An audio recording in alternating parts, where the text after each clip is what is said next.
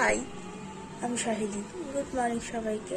আমি এখন ঘুম থেকে উঠেছি, আমি অনেকক্ষণ সকালে উঠেছি, ওই 4:45 নাগাদ ঘুম থেকে উঠেছি।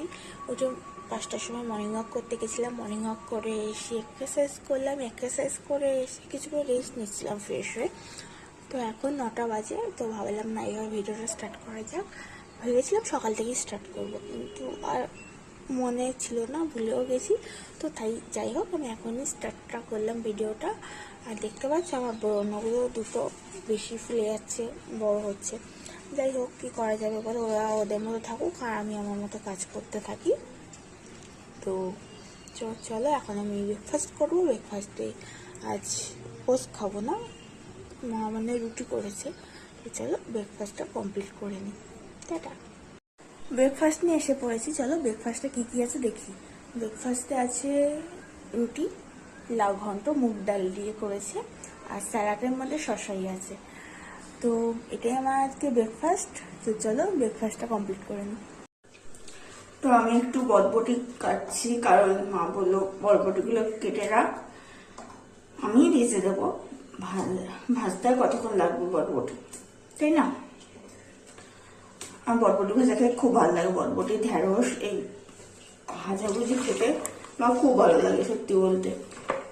আর অনেকগুলো বরবটি বাড়িতে জমে গেছিল, মাকে বলছিলাম দিন ধরে করো করো, কিন্তু মা বলছিল আজ করবো পশু করবো। মা এখন আজকে করোই তুমি। আমার মাছ, মাংস, ডিম থেকে, হ্যাঁ ডিমটা ভালো লাগে, কিন্তু ভেজ বেশি ভালো লাগে। ডাল ভাত, ঢেঁড়স ভাজা, পটল ভাজা এইসব খেতে বেশি ভালো লাগে। আমি সবাই কাটা শুরু করেছি বরবটিগুলো, আর এইগুলো কাটছি। তো বরবটিগুলো এখন এটাই আমার কাজ, এই কাজগুলো কমপ্লিট করে আরো বাকি কাজ আছে। তো আমি সবে চান করে এলাম, দেখতেই পাচ্ছ চুলটা পুরো ভেজা। আর আমার বোনগুলো দিন যাচ্ছে বড় হয়ে যাচ্ছে, কি যে করবো আমি বুঝতে পারছি না।